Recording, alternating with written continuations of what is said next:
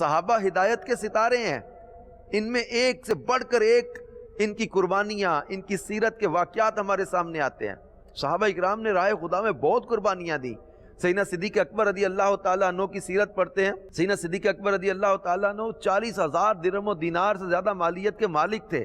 اسلام قبول کرنے سے پہلے بہت بڑے بزنس مین، بہت بڑی تجارت، بہت بڑے بڑے لوگوں سے تعلقات، امپورٹ ایکسپورٹ کا کاروبار، ملٹی نیشنل بزنس تھا آپ کا۔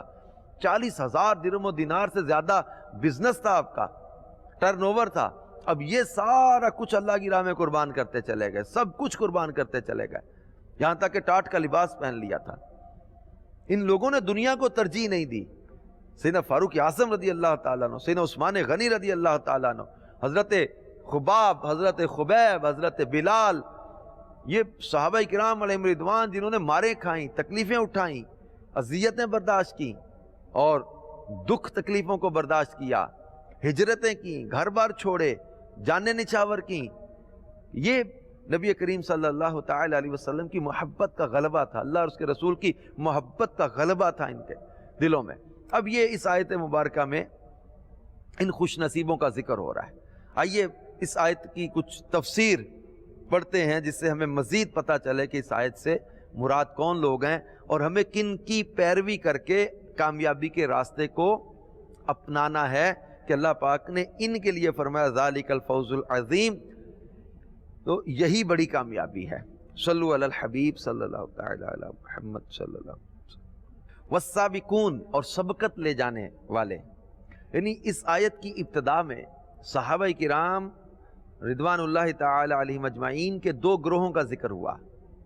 سابقین مہاجرین، یعنی ایمان قبول کرنے میں دوسروں پر سبقت لے جانے والے مہاجرین، ان کے بارے میں بعض مفسرین کا قول ہے کہ ان سے مراد وہ لوگ ہیں جنہوں نے دونوں قبلوں کی طرف نمازیں پڑھی۔ ایک قول یہ ہے کہ ان سے اہل بدر مراد ہیں، اور ایک قول یہ ہے کہ ان سے اہل بیت رضوان مراد ہیں۔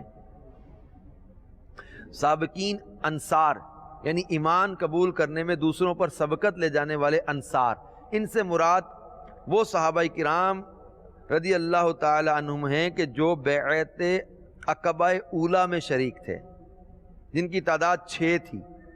یوں ہی بیعت عقبہ ثانیہ میں شریک 12 صحابہ کرام، بیعت عقبہ ثالثہ میں شریک 70 صحابہ کرام، 20 سابقین انصار کہلاتے ہیں۔ پھر سابقین کے گروہ میں بھی جو ایمان قبول کرنے میں سب سے سابق ہیں وہ یہ حضرات ہیں جنہوں نے سب سے پہلے اسلام قبول کیا، یعنی مردوں میں سب سے پہلے سے حضرت ابوبکر صدیق رضی اللہ تعالیٰ عنہ، عورتوں میں سب سے پہلے ام المومنین حضرت خدیجہ الکبریٰ رضی اللہ تعالی عنہا، بچوں میں سب سے پہلے حضرت علی المرتضیٰ شیر خدا کرم اللہ تعالی وجہہ الکریم، اور غلاموں میں سب سے پہلے حضرت زید بن حارثہ رضی اللہ تعالیٰ عنہ نے ایمان قبول کیا۔